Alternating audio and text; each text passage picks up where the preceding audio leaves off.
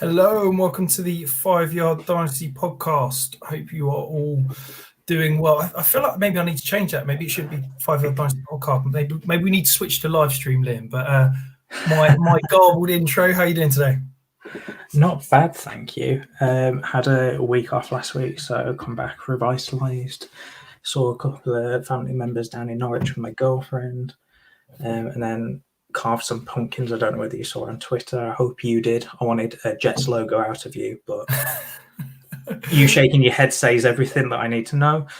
But yeah, hang on. Before you start throwing shade, carving a G in a pumpkin is a little bit easier than carving in NY Jets. It's nothing.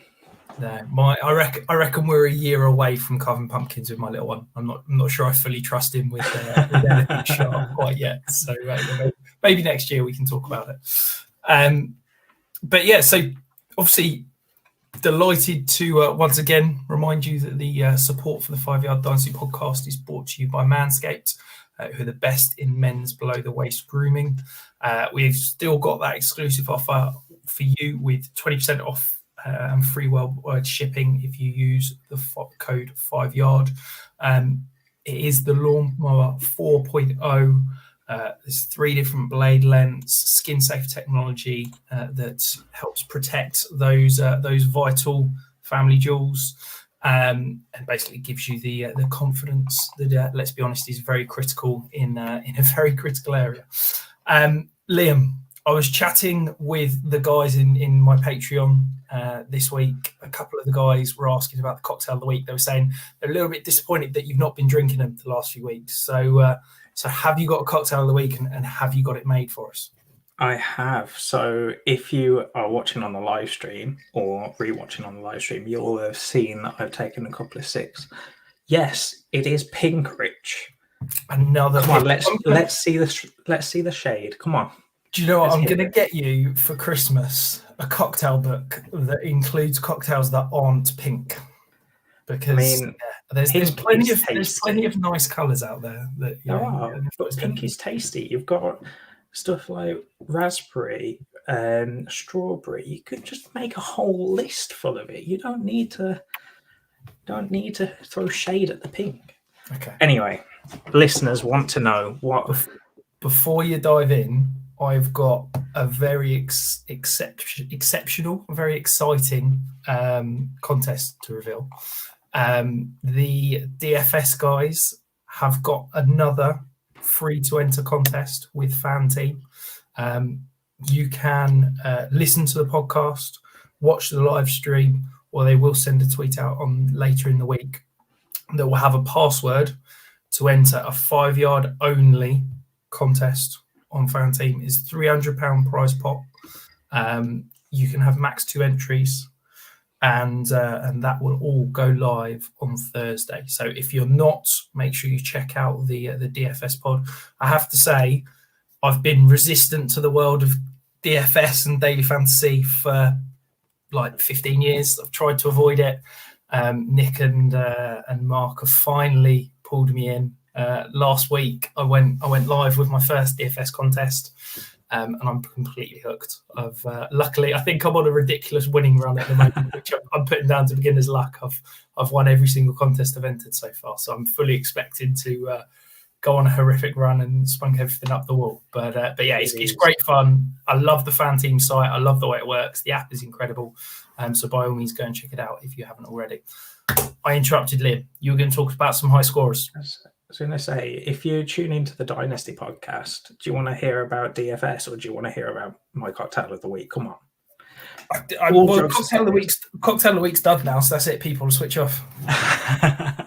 All jokes aside, definitely go check out the DFS pod and the contest that they run. I didn't take part last week, but I will be this week. And we have a little competition between ourselves with a season-long DFS league. that I don't think I'm doing horrendously in, but I need to pay more attention to it because I'm not doing my in-season transfers. I thought you were going to say it was a contest between the two of us, because I'm not sure that's much of a contest at the moment, is it? No, it's not. You're doing really well because you're actually doing your transfers, and I'm just. I think I messed up. Was it week 7 and left Ridley and Jefferson in my lineup, and that did not go too well. Yeah, I don't. So finally, cocktail of the week, unless Rich is going to interrupt me once again. No. I think, as we've already said. So everyone loves sweets, right? I'm assuming you do as well. We've got a little bit of a sweet tooth. Massively. So I decided to go on the sweet theme, and we've got Love Hearts cocktail. So it is 2/3 Smirnoff Ice and 1/3 Cherry 8. That is it. Rich, it is amazing, and it actually tastes so much like a Love Heart. I thought it was going to be extremely difficult to make, and then when I found out that it was just that perfect. I can't stand cherry, so yeah. But you like Love Hearts, right? Yeah, but I'm not sure. Yeah, maybe I'll. It feels like a drink that you drink at age 15 at a house party. To be honest, I'm not sure it's. Yeah, it's I agree with you. The suave cocktail that you've had the past few weeks. Yes, it's not a Cosmo Manhattan or anything along those lines, but trust me, if you just need a little sweeter taste, then go for it. It actually tastes really nice, and I've got one lined up for next week as well that I might be following the same theme. Give your patrons something else to think about. I look forward to it. Anyway, high scorers of the week. This is where everyone tunes out now. So high scorers, we've got at quarterback position Josh Allen, new Jets franchise quarterback Mike White, and Jimmy Garoppolo, who was meant to be being replaced. Top 3 high scorers at the quarterback position, Rich. I know that you are dying to talk about one of them, and I wonder which one it's going to be. Mike White was truly ridiculous. Okay, you said I was unbearable on Sunday after the Jets win. My response was slightly. They don't happen very often, so I've got to get it in when I do. But it was, honestly, I've never really seen a performance like it. It was, at no point did he try and throw downfield. At no point did he try and do anything other than check down to his running backs and throw underneath passes to his slot receivers. And at no point did the Bengals really try and adjust. It was the most ridiculous, defensive game plan from what I thought was a competent defense, and they, showed some flashes of being really good. It was just ridiculous. It'll be very interesting. The Colts run a very similar defense with that sort of very too high heavy approach, and I wonder whether they will adjust and try and ask Mike White to throw a little bit further than 10 yards down the field this week. Yeah, so I have no idea. I haven't watched the Jets game, unfortunately. Probably letting you down a little bit there, mate. But you were feeling yourself, we'll put it that way, on group chat, in the 5-yard group chat. So over to the running back position. Here we go again with Rich feeling himself. Michael Carter, running back 1 on the week. Then you also had Joe Mixon and Austin Eckler to round out the top 3 there. Rich, I wonder which one you want to jump in on again. Look, this is less about the Jets and more about the fact that we talked him up on last week's podcast. We sat here and we said this backfield is Michael Carter's now. We're going to hopefully see a decent stretch from him. I didn't quite expect it to come as quickly and as big as it did last week. But look, when I think it was 18 targets to running backs that Mike White had, that's completely unsustainable. Michael Carter's had 23 targets across the 2-week span. That's completely unsustainable. But if he's going to get 60-70% of the work, a 10 to 15% target share, if he can get 5 or 6 targets a week, he's going to be a solid RB2 that's going to have some flash weeks. And I think that as this offense improves, and I do think it will improve over the next 6 to 24 months, quite frankly, then I think Michael Carter is going to be an ascending asset. I wouldn't go buying him right now. I think his price has absolutely skyrocketed, and I think I've seen some ludicrous prices quoted in leagues. So I'd probably be sitting off him until he has a horrific performance on Thursday against the Colts, and then maybe you can go buy him. I have no idea what those prices could be because I haven't seen anyone even talk about Michael Carter. I think everyone's too scared to even inquire. Yeah, I think I've seen mid first plus quoted as asking price, which I think anything more than a late first is too rich for me, quite frankly. Yeah, that is pretty much where I'm at with him at the moment. The one thing I will say is Ty Johnson also scored a touchdown. So it's not like it was just Michael Carter, but they were, from what I saw on the box score, they were still great assets to have this week. I think it's going to be a 60-40, 70-30 split. Michael Carter's never going to be the type of back that's we're going to see with a 90-95% opportunity share. He's just not that build. He's not the type that can handle that. So you need to accept that there's going to be a 1B back in whatever offense he is in. Right, let's start talking about the Jets now. You've had your time. After last week's pod of me ripping you and the Jets, you showed me what I need to stop doing. So let's just move on. Wide receiver position, we've got AJ Brown having a great week. Michael Pittman, after T.Y. Hilton went out with a concussion pretty early on, and Chris Godwin. I mean, is there anything you want to pick out there? I know that Pittman came on pretty late on. Came out pretty early with a Hilton concussion. So do you see that being sustainable at all?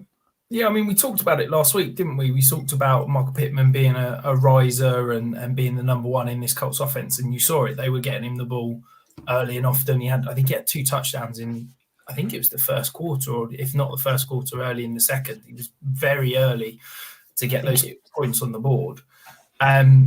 Look, do I think he's ever going to be a wide receiver 1 for fantasy? No.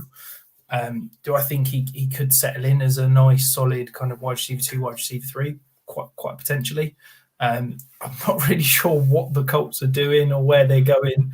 Obviously they've spent a haul on Carson Wentz, and he looks better than he did last year, certainly, and he's shown some flashes of being competent, but you saw on Sunday he still has the ability to have maybe the most stupid play I think I've seen a quarterback through this year, when he's got trying to drive to win the game, and you've got a screen set up in your own end zone rather than just throwing the ball away. He then tries to switch hands so he can fend off the sack and then loft it up with his left hand for a pick 6. It was honestly mind-blowing, and he's got 1 or 2 of them a week, and it's just, until he stops that, I don't think he's ever going to be a competent kind of quarterback long term. Yeah, that was just an awful play. I saw it, and I couldn't believe that was actually what happened in an NFL game. It's something that you would kind of not be surprised to see in a high school game. But at the tight end position, we had TJ Hawkinson, Dan Arnold, and Pat Freiermuth with an absolutely great catch. I don't know whether you saw it, Rich, but what an end zone grab by Pat Freiermuth. It was very impressive. I watched it. I watched that play about 5 times, and I still can't work out how he got his toes in. That was insane. Properly impressive body control. It's a really interesting top 3 tight ends, and it feels like we talk about this every week about whoever's in the top 3. It's because Kelsey and Waller haven't been balling. It seems it's almost 3 new people each week, but I'm good to see TJ Hawkinson producing, and I'm starting to hope that if this is him over that knee injury that he's been kind of fighting over the last 5 or 6 weeks. You see Dan Arnold, look, they went out and traded for him, and he's basically the number 2 wide receiver in terms of being a reliable target in that offense. Definitely. And then Pat Freiermuth, look, he was kind of the forgotten tight end in this draft class. Everybody's hyping up Kyle Pitts, but Eric Ebron's out injured. Pat Freiermuth running 70% of snaps already. I think there's a big question mark that's lingering over who's going to be that quarterback moving forward. But this could be a really exciting offense. If this is, put your fingers in your ears again, Liam, the landing spot that Aaron Rodgers ends up in, it could be really exciting if we could get Deontay Johnson, Chase Claypool, Pat Freiermuth, Najee Harris. That is a fantastic kind of core of skill position players, and if they could get a quarterback and an offensive line, this team could be an absolute beast. Yeah, I think with Pat, I was more expecting this to happen maybe year 2 and not this highly scoring.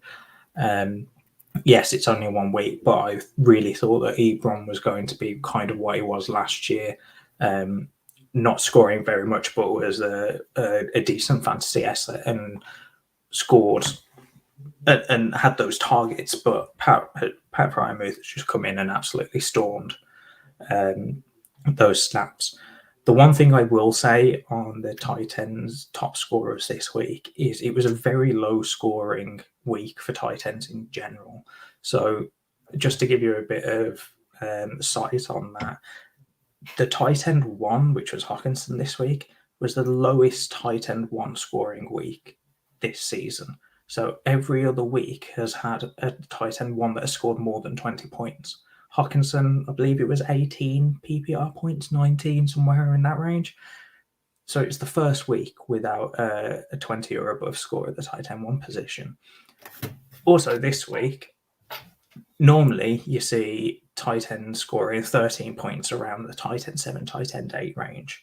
There are weeks where the tight end 13, like in week 4, for example, scored 13 points. Or it could be the tight end 6, for example. But this week, the tight end 4 scored 13 points. So that's a touchdown and a few catches here and there, and you could have been the tight end 4. The variance week to week is crazy, and I just wanted to point that out to say, even though these were the top scorers, there's a little bit of context as to why they were, because there was not much going on elsewhere.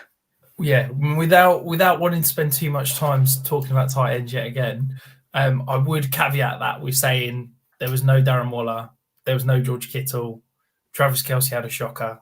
You take those 3 out, and there was no Mark Andrews as well, who was obviously on a bye.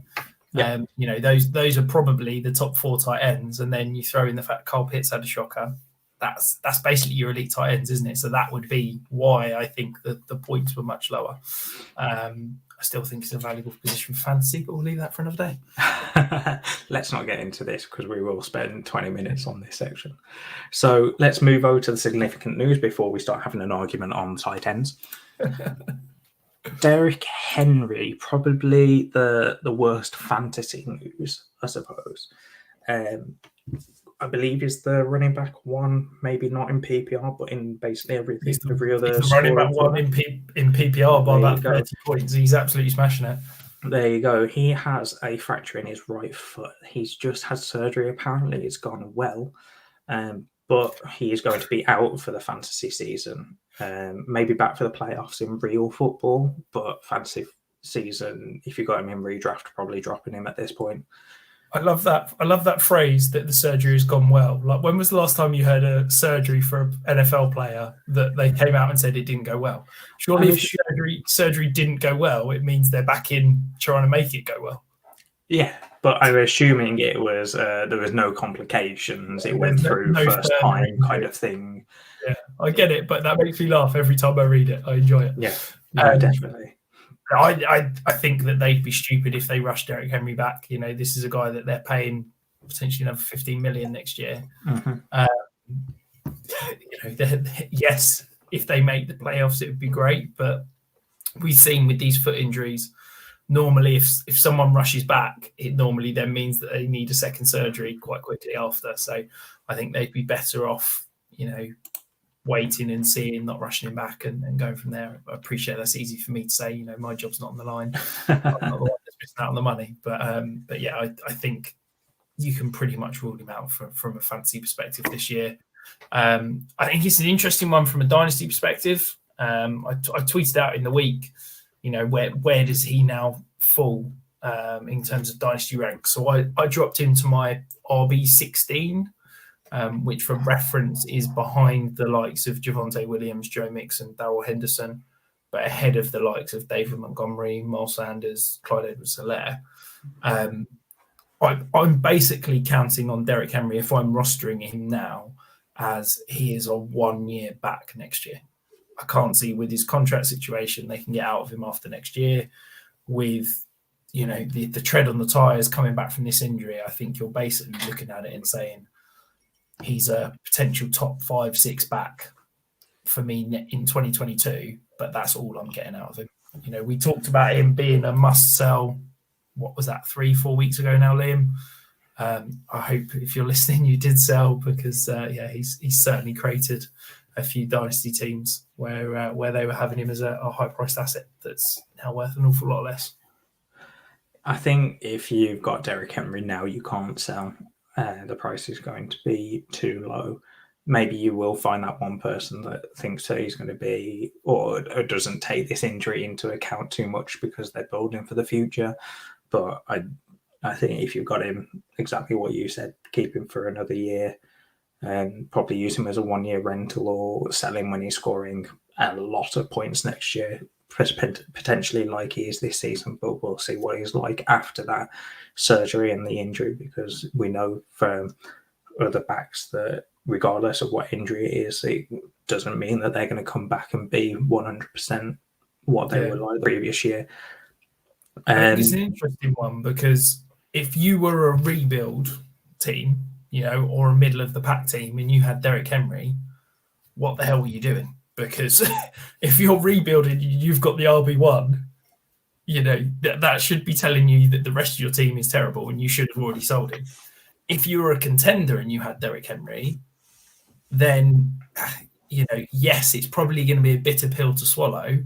But if you really want to make a run this year, you probably need to try and pivot off him to go and get, a Darrell Henderson or someone like that doesn't have the value next year, potentially, with Cam Akers coming back, but will hopefully, help you maintain that contender status this year. I think it's an interesting kind of dilemma to face, and it's not one that I'd like.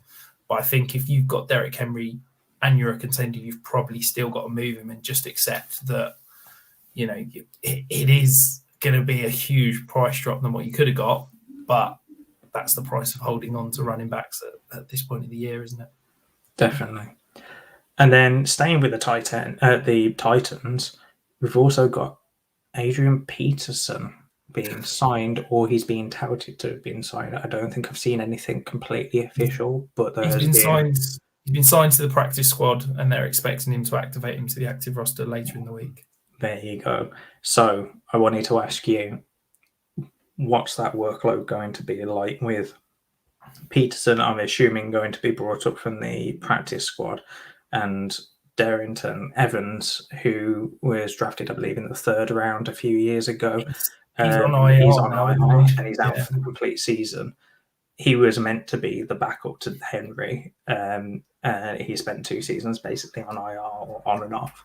So with Nichols, who I had to search up and figure out what was going on with him, what do you think that workload's going to be like? I think I quite like Jeremy Nichols as a dart throw. I think that he showed against the Jets, and let's be honest, any receiving back has their best game against the Jets, because we can't cover any backs out of the backfield. But I think he had 6 or 7 catches for 84 yards. So, he showed what he can produce in that sort of situation. And I do think that if they basically bring in Adrian Peterson and try to make this offense exactly the same, and say Adrian Peterson is now the replacement for Derrick Henry, maybe 10 years ago that would have been ideal. But Adrian Peterson is 36. There was a reason why he was available on, no other team had touched him. And I think this is going to be a Adrian Peterson early down work, get the goal line work, and probably be nothing more than a kind of a ploddy RB2, RB3 type. I personally wouldn't be going and blowing a load of my fab on him. And I think that Jeremy McNichols is going to be that, 3rd down kind of pass game back that probably plus a little bit more. I think he's probably going to be a bit better than a James White or a Tariq Cohen type. I think they're going to give him more usage. I personally would lead Jeremy Nichols over Peterson if I had to make the pick straight up. But again, I'm probably not going to blow a load of my fab. The thing I am monitoring in this offense is that I'm really intrigued to see what they do at the wide receiver position, because is Julio Jones fit? If he can finally stay healthy, we might actually see this offense shift towards more the pass. But I'm really intrigued what they're going to do with that third wide receiver, because I think that what would be smart is to try and go kind of a more traditional offense, try and go more 11 personnel, get that third wide receiver on the field, spread them out so that it will enable you to still run the ball effectively. Whether it's going to be Chester Rogers, whether they could maybe go and trade for a Tim Patrick or someone like that tonight. Who knows? But I think that for me, the biggest winner in this could be AJ Brown and Julio Jones, if Julio Jones stays healthy. So moving on, we've also got another season-ending injury for Jameis Winston. He tore his ACL. And then the Saints' saviour of Trevor Siemian came in and beat Brady. So that was a fun game to catch the end of. But Jameis Winston out for the season. What do you think his dynasty outlook's going to be, Rich? Because this was a one-year deal for him. Yeah, I think he's played enough. I think he's played well enough to get another deal. Whether that's in New Orleans or somewhere else. Who knows? From a dynasty perspective, it's the age-old. If you've got him, you've got to hold him, because you're probably not getting much more than probably a second, a mid-second, a late second for him, and that's in Superflex leagues. I personally wouldn't be going and buying him, because I do think that there is potential that this lingers into, next offseason. He's probably not going to be fully healthy by the start of training camp. So is another team going to want to pay him, come in and be our starting quarterback, but you can't be in training camp. So I'd say his chances now of being a starting quarterback next year are basically the Saints or nowhere. I think he could be, one of those high value backups. You see like a Marcus Mariota or something, where they bring in a high value backup to hopefully push the starter. But yeah, it's brutal. I think it's great news for Taysom Hill, and I think, I tweeted about it earlier in the week. I think Taysom Hill could potentially be a league winner. He averaged over 20 points a game in his 4 starts last season. I can't see them doing anything else other than rolling with Taysom Hill. So, fire him up. That's a high-end QB2 week in, week out now, isn't it? Oh dear. Here we go again with a Taysom Hill should be a tight end or shouldn't be a tight end. All those talks again. I don't want to deal with it. So let's move on. Calvin Ridley, just before the game on Sunday, made an announcement that he was taking a break from football for his mental health. Personally, I absolutely love this move for him. And I think that professional athletes don't do this sort of don't do this sort of stuff enough. I know that a lot of them will struggle in silence, but to see an NFL player do it, this is the first for me. I don't know whether you've seen anyone do something along these lines, but I think it's great for him to have been able to own up in the Falcons, to have basically allowed him to take this break and get right. But we have no idea when he's coming back. I think that's the big thing. I've seen people say they want no part of Ridley now in fantasy, because they're acting like he's retired.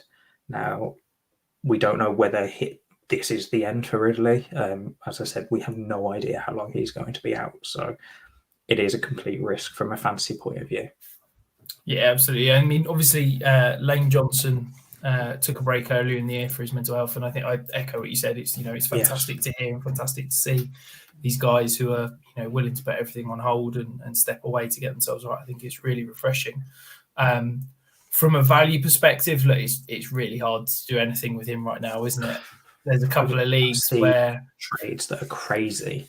Yeah, there's a couple of leagues where I'm a contender and I own him, and I've tried to see what I can get for him, and I'm being offered. I got offered a 4th round pick for him in one league. I got offered Tyler Boyd for him straight up in one league. So I think he's basically a hold. I've dropped him down to my wide receiver 21.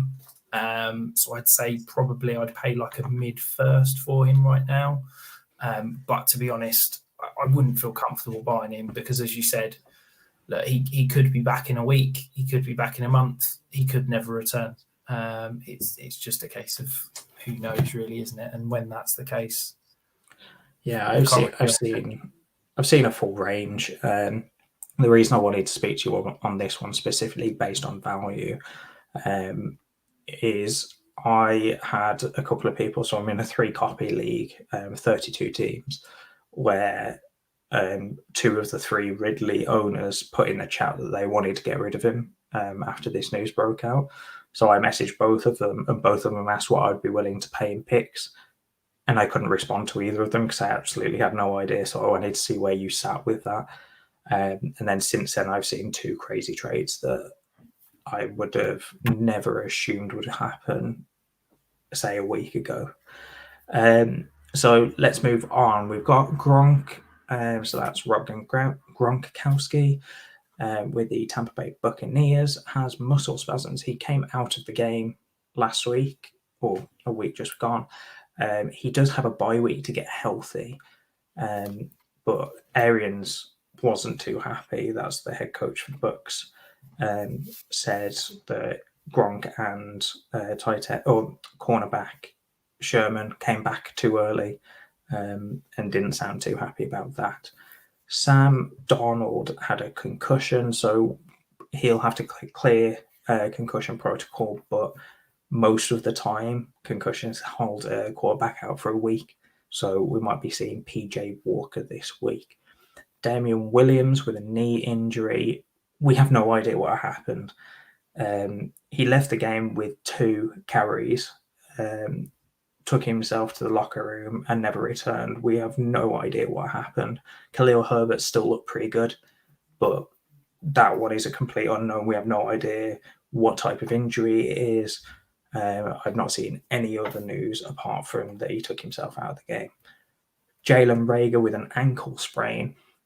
Now, from what I've seen, reports-wise, it didn't look too bad, but he was later carted off to the locker room. So could he be ruled out a few weeks, considering he was later carted off to the locker room and declared out? We'll see how that goes, but Quez Watkins could be sitting uptick over in Philly. Good news for my Packers. Devontae Adams and Alan Lazard are looking to come off the COVID list this week. So that is going to be a massive boost to the wide receiver position for the Packers. And while we're on the Packers, Robert Tonyan, or Tunyon, should I say, Bobby Tonyan, the tight end for the Packers, tore his ACL on a big play. So even though we're getting our top 2 wide receivers back, we are losing our tight end. So he's out for the season, looking like he was having a pretty decent season, but we'll see what that passing offense looks like, because Randall Cobb really kept that game going for us against Cardinals. Yeah, it's interesting. I've not seen any talk, and I appreciate they're not practicing yet, so it'll come out in the next couple of days. But are Adams and Lazard definitely back this week? Because hopefully it's a 1 week thing, because that would be brutal if he's out again another week, isn't it? Yeah, they're not definitely back. Lazard was out by close contact, so you expect him back the week after. That's, I believe it's 5 days now. Because I believe he's vaccinated. Doesn't it? Yeah, I believe Lazard is vaccinated, and so is Adams, but he needs to show some negative tests. Adams does. Cool. But we are, from what I can see, we are expecting both of them back. It just something to keep an eye on whether Adams does come back, but we expect Lazard coming back.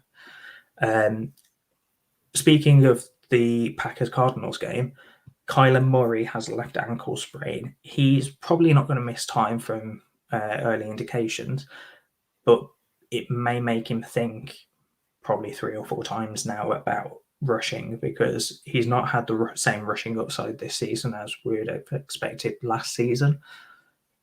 But maybe he thinks a couple more times before he actually takes off on a run. Yeah, we saw it last year, isn't it? It's becoming a bit of a trend. Obviously, last season was the shoulder that he kind of had a niggly injury through the rest of the year, and basically his fantasy production fell off quite significantly in the second half. And, I hope that it's not the case, that, he can still produce the way he's been producing so far this year. But I'm kind of expecting a significant drop in the kind of the fantasy production from Kyler down the stretch, which is a real shame to see. So moving on, keeping with the Cardinals, so DeAndre Hopkins had a hamstring injury. Now, this one really annoyed Kingsbury because he re-aggravated it on a long, deep ball. But from what I can see, Hopkins just ran out onto the field and ignored all advice to stay off the field.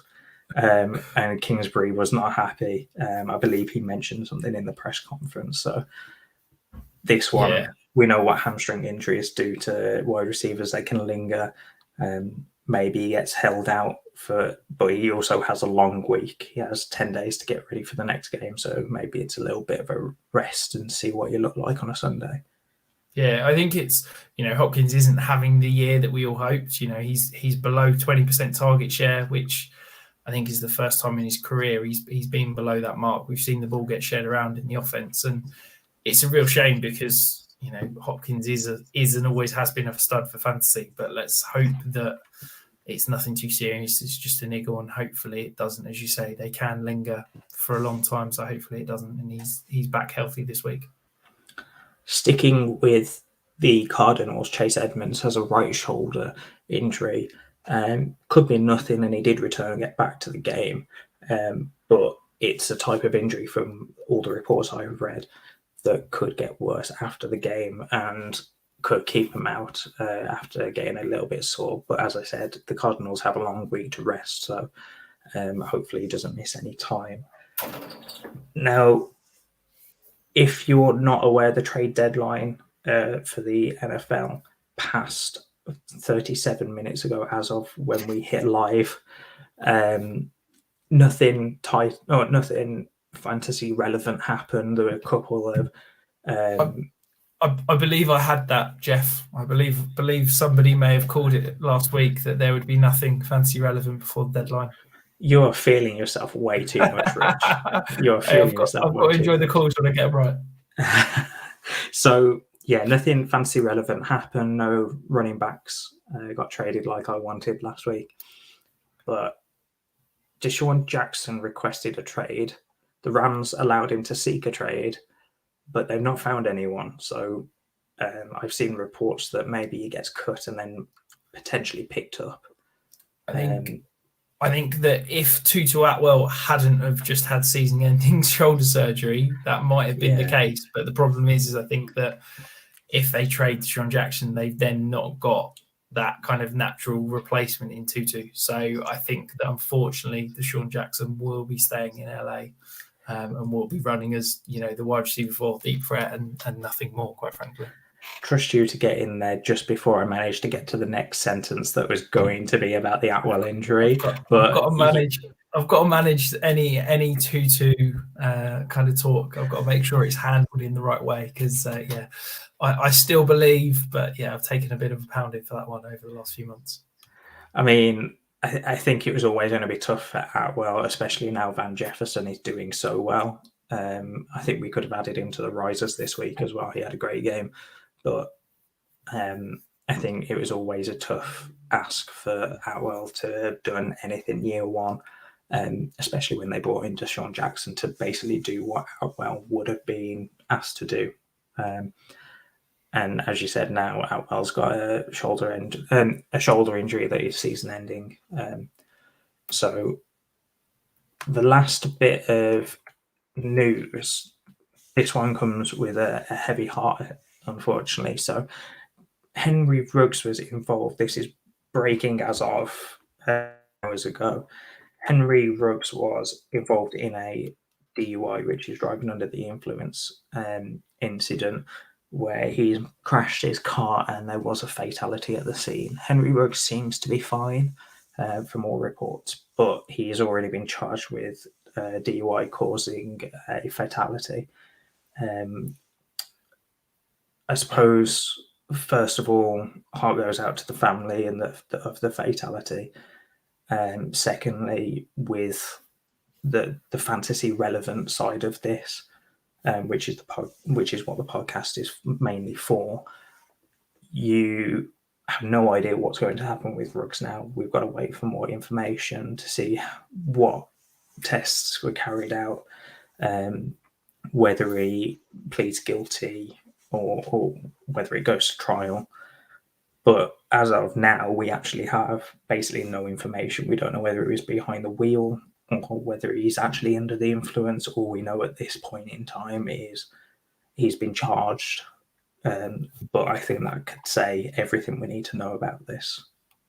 Yeah, I mean, let's not get in too much into the speculation about what could happen or what couldn't happen. But I think if this is proved to be true that he was driving under the influence and caused essentially a murder, I think it's disgusting. I think that should hopefully be his NFL career over. But yeah, let's. I guess there's no gracious way to move on from that and kind of carry on. But let's crack on and talk about bye weeks. Yeah, so bye weeks this week, we've got the Tampa Bay Buccaneers, the Seattle Seahawks, the Detroit Lions. So main guys from any one of those will be Brady, Godwin, Evans, Fournette, I suppose. Maybe AB if he comes back healthy after the bye. I suppose. Fournette's been an RB1 so far this year. The guy's been a stud. I still don't believe it's going to carry on after this season. I really struggle with it. And you've also got Goff, DK Metcalf, Lockett, whoever the running backs are in Seattle, Hawkinson, Swift, and whoever the wide receivers are in Detroit. The two big names for Seattle that I suppose you're watching post-bye coming back off injury or injured reserve will be Wilson, who had his pins out last week after we recorded, and who I suppose Chris Carson, because the running back situation there is not ideal for them. I haven't heard anything on Carson and whether he's looking to come back after the bye, but Wilson looks like he's trending up. It's not a nice injury for Carson, is it? They've said it's degenerative arthritic condition of the neck, which, I'm not a doctor, but to me that sounds like not an injury you want to be playing American football with. So maybe that's one to avoid. Russell Wilson looks like he should be good to come back after the bye. And another one is obviously Logan Thomas. It's just been announced as we've been on the pod that he will be healthy after the bye week, so will be returning. And then there's potentially, I guess, Curtis Samuel. Who knows? He's been struggling with this injury entire season. If he'll ever actually suit up again this year, but time will tell. Rich, I specifically left the Washington football team out so I could come on to that, bring you onto your boy, and let you just talk about Thomas for about 15 minutes to close the show. But I thought you'd missed it accidentally. So that's my bad, Liam. I will. I'll bow to your superior podcast skills. Right, just let's get on with the Dynasty stock market, Rich. Come on, who's your riser this week? So look, the big risers. It's first of all, let's not speak on him too much because I've already had a little bit of a enjoying time, should we say? Michael Carter, it's hard not to see him as a massive riser.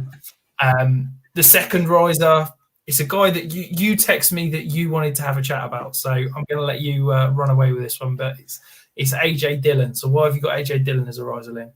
All right, first of all, I put this on the show sheet so you could gloat about this, Rich, but you haven't even mentioned it.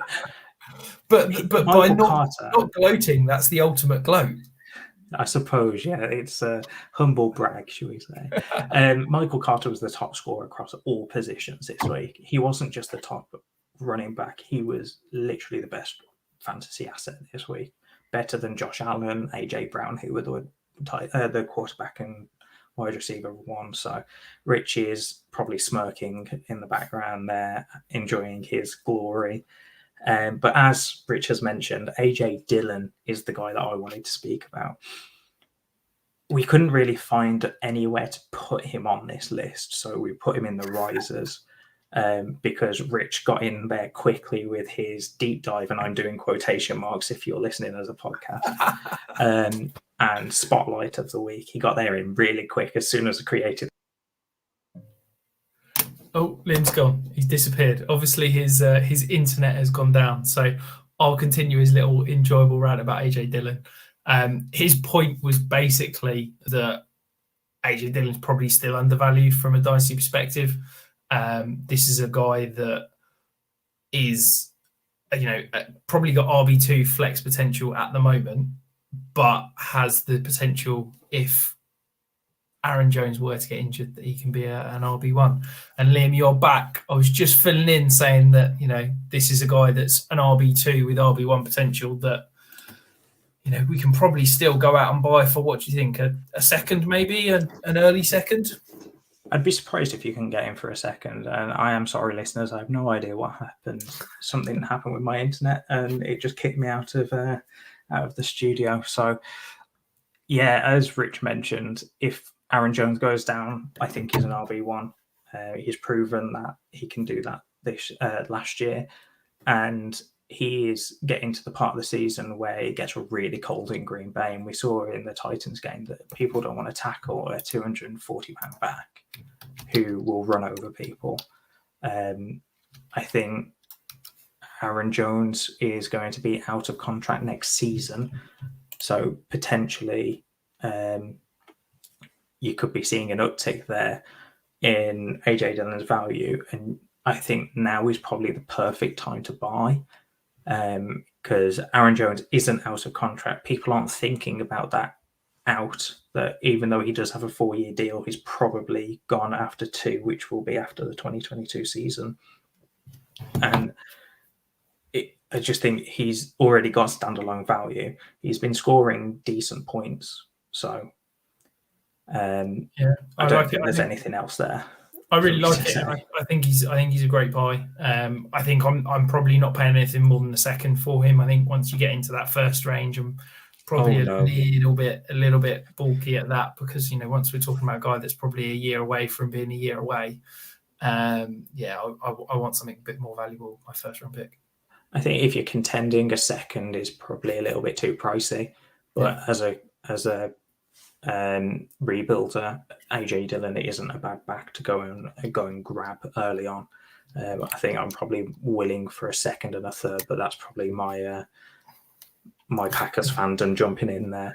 And I know that you, in addition to the risers, perhaps we could have done with this news 10 minutes ago when I was saying that I'd be shocked if he'd be released, but Deshaun Jackson has just been released whilst we're recording the pod. So, I guess it's a slight uptick for perhaps Van Jefferson, perhaps Robert Woods. We're going to see a slightly more concentrated target share. I don't even know who would be the wide receiver 4 now in LA. We've got, with Tutu Atwell and Deshaun Jackson gone. I don't know who would be next man up. So we will just go with those 3 for the time being. Moving on to Fallers. So Nick Chubb, continues to, after that incredible start where he was producing an obscene number of fantasy points over expectation, he was the RB38 this week, producing 7.9 points. Look, he had almost a 2/3 opportunity share. He's getting the work. It just feels that Brown's offense isn't firing. I think a lot of that falls at Baker Mayfield's feet. But when this offense isn't firing, it's difficult for Nick Chubb to be the kind of stud that we hope, isn't it? I don't know whether you saw the game or the highlights, but Dearness Johnson, sorry to take this on a different route, but Dearness Johnson, did you see the cut that he had that absolutely faked out Micah? Fitzpatrick and I can't remember who the other one was. Was it maybe Devin Bush? I don't know. It was such a nice cut. Specifically on Nick Chubb, I don't know what's happening with this whole offense. They have a great scheme, great line for the type of scheme that they run, but nothing is firing. So maybe we see Baker get healthy because he did have that pec injury. So maybe that is contributing. Defenses are probably coming to the line a little bit more and stacking the box more so because they know that Baker is injured. But Nick Chubb having the RB38 week is not ideal. And then the last faller is Michael Williams. We spoke about him early on in the season. He was like the wide receiver 1 through 4 or 5 weeks. He just had a wide receiver 79 performance this week, 3.9 fantasy points and only 5 targets. Now, Rich, talking about touchdowns that looked amazing. We've already spoken about Pat Fryermuth. We've spoken about Dearness Johnson's amazing cut. Did you get a chance to see Josh Palmer's touchdown catch that I told you to go and watch before the show? I did, and I can counter that and say it wasn't as impressive as Keelan Cole's that got wiped off for the Jets. Now, that wasn't a touchdown catch because he didn't actually get ruled as a touchdown catch. I will say I watched it and I was like, what even was that? It was a great catch. It's just a shame he didn't get the ball secured. If you've got a chance to watch any of these catches, go and get, or any of these plays, go and watch them, because you'll be amazed what some of these NFL receivers or players can do in general. But yeah, the Josh Palmer touchdown, he just went up and got the ball over a defender while the safety is coming across to try and floor him. So I think we saw a little bit of what Josh Palmer can do. Do we see Josh Palmer being anything more this year? I don't think so. Nope. But Mike Williams, when's his contract up? Do you have any idea? Free agent at the end of the year. He's on his 5th-year option this year, I believe. That's what I was thinking. So maybe we'll see more Josh Palmer next year, and that was just a little flash. Yeah, I think Mike Williams has done enough that he's going to get a big payday this year. I think, look, we're going to see weeks like this from Mike Williams. This offense, we still think that Keenan Allen, I still believe that Keenan Allen is the target leader in this offense. So I think that Mike Williams, for me, he's never been anything more than the wide receiver 2. Yes, his kind of production early in the year was incredible, and I think that this was a down week for the Chargers offense as a whole. But I think if people are valuing Mike Williams as a top 5, top 10 wide receiver, then absolutely go and sell at those prices. That's absolutely ridiculous. Player of the week, Liam. Who's your player of the week this week?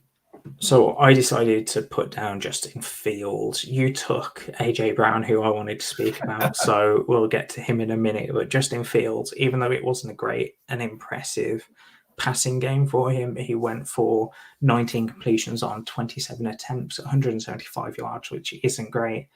1 touchdown and 1 interception. He's showing what he can do as a fantasy asset. He had 10 attempts, rushing attempts, that is, for 103 yards and a touchdown. The thing I wanted to bring up is he had 2 fumbles in this game. He had 3 last week. He's shown the type of, I suppose, ceiling that everyone wanted him to have. I think he's a better passer than the stats show. I just don't think that offense is geared to actually pass the ball this season. I just don't like that offense whatsoever, and that's not just coming from a Packers fan. I'm looking at it from a pure football fan.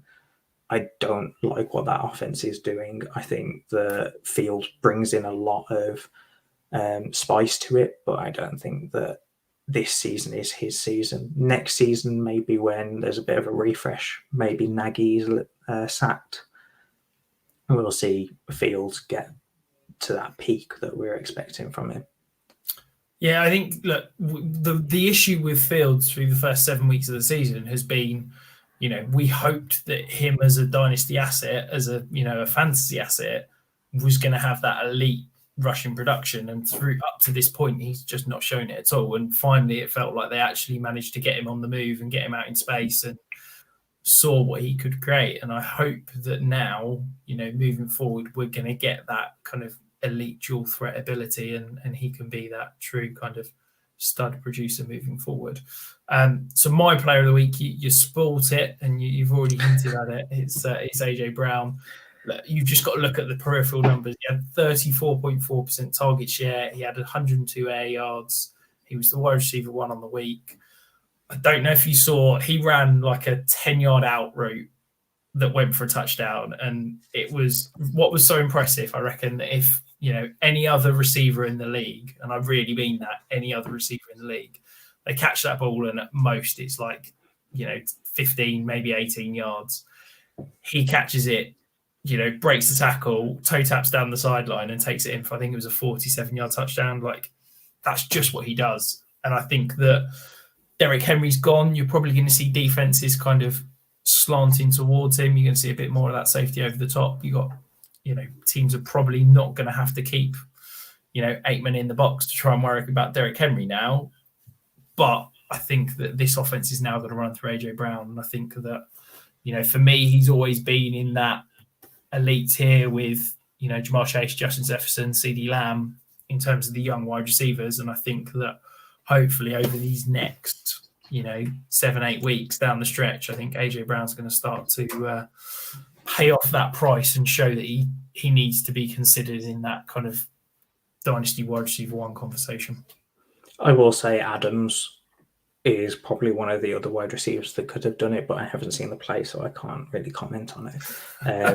I think AJ Brown was a huge disappointment to start the season, and he's finally paying back on the investment a lot of people made. I know that I traded for him in a few Dynasty leagues, and luckily I've kept him, batted away a few bad offers, trying to buy low. But yeah, I firmly have AJ Brown in my top 5.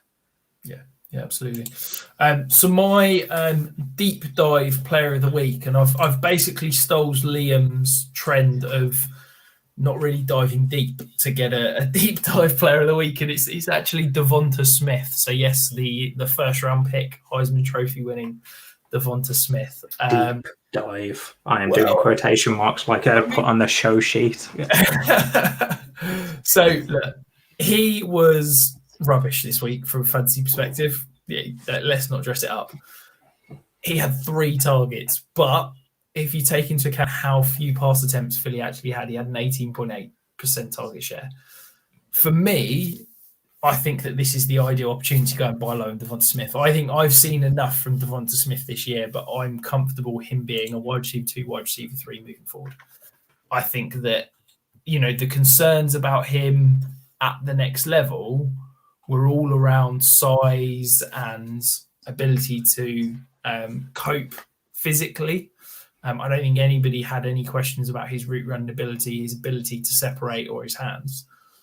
He's showing that size doesn't matter and he can produce. And I really think that probably not over the next few weeks, he's got a few tough matchups coming up. But, into next year, if they actually get a competent quarterback in, whatever's going to happen, I really think that Devonta Smith is the kind of guy that you want to build your dynasty rosters around. I've got him as my wide receiver 23 at the moment. I'd be happy paying a mid-first, maybe a late first and a second. I think that's in a Superflex league. I think that you can probably go and buy him now at his lowest point, because I really believe in 6-7 weeks he's going to be creeping up those kind of value charts.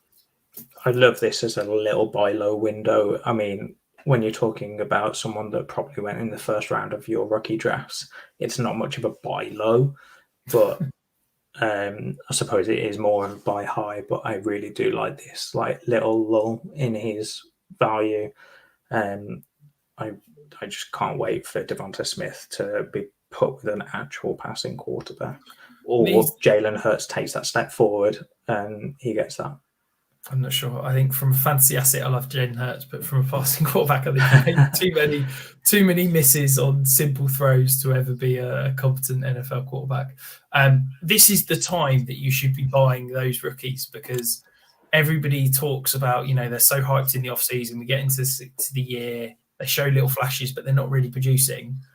And people are already starting to sour on those guys. And I think that you can look at the wide receivers in that kind of second, third tier, the likes of Elijah Moore, the likes of Devonta Smith, the likes of Rashad Bateman. I think these are great opportunities to go and buy. You can probably get them a little bit cheaper than they were in the offseason right now. And, these are guys that have shown that they can produce at the NFL level. They've all, shown flashes.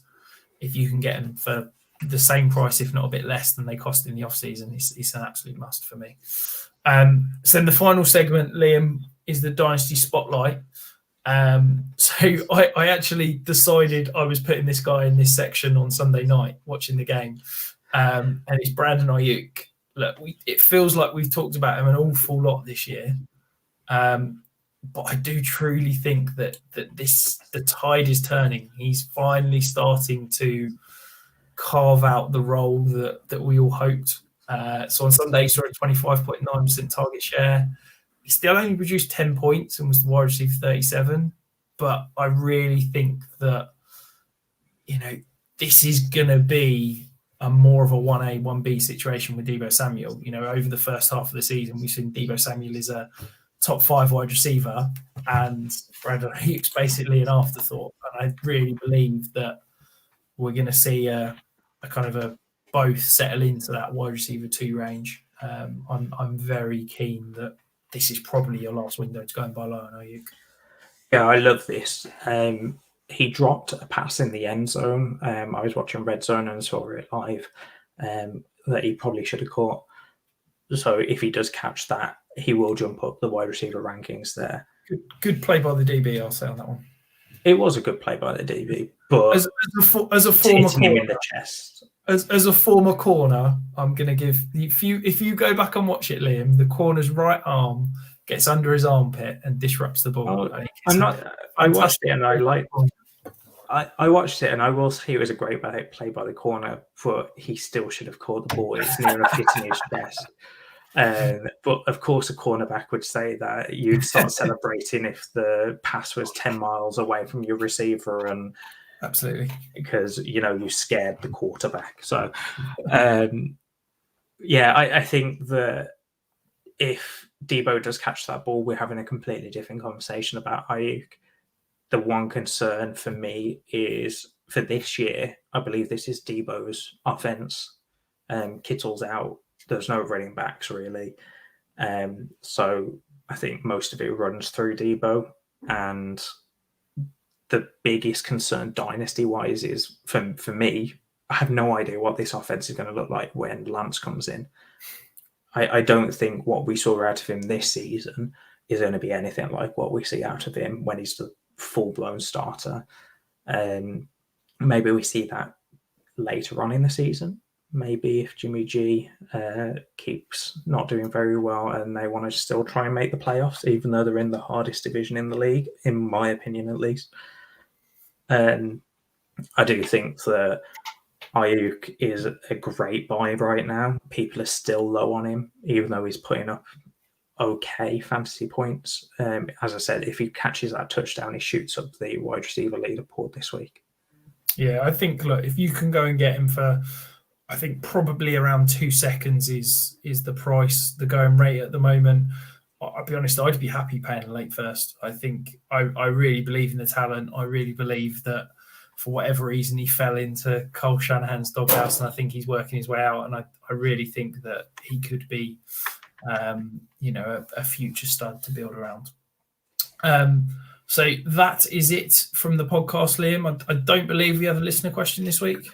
No, we don't. I did put one in about Ridley, but we covered that earlier on. So I think just as the listeners are listening to this section, I suppose, listener questions, I will be setting up scheduled tweets to go out from the 5 Yard Dynasty account. So that is at 5 Yard Dynasty on Twitter. I will be setting them up after this pod to go out every Monday at 12 p.m. or 12 noon in the UK. So that I believe is about 8 o'clock EST. So make sure you take a look, or 7 o'clock EST, I believe. But keep an eye out. If you've got any Dynasty questions, drop them up against that, or just message me or Rich, and we'll drop them onto the show sheet and we'll pick one or maybe a couple. Absolutely. And don't forget, guys, you can still get 20% off at manscaped.com with the code 5Yard. Make sure you're checking out the DFS pod on Thursday. There is that free roll contest. It's fan team's a fantastic site. As I said earlier, it's a really good opportunity to win some free money, quite frankly. If you haven't, check out my Patreon. That's my pin tweet on Twitter. You can find me. I'm at Dynasty Island. You can find Liam. He is at the FSA Tweets. And we will be back again next week. So I hope you have successful fantasy weeks, and we will see you again next week.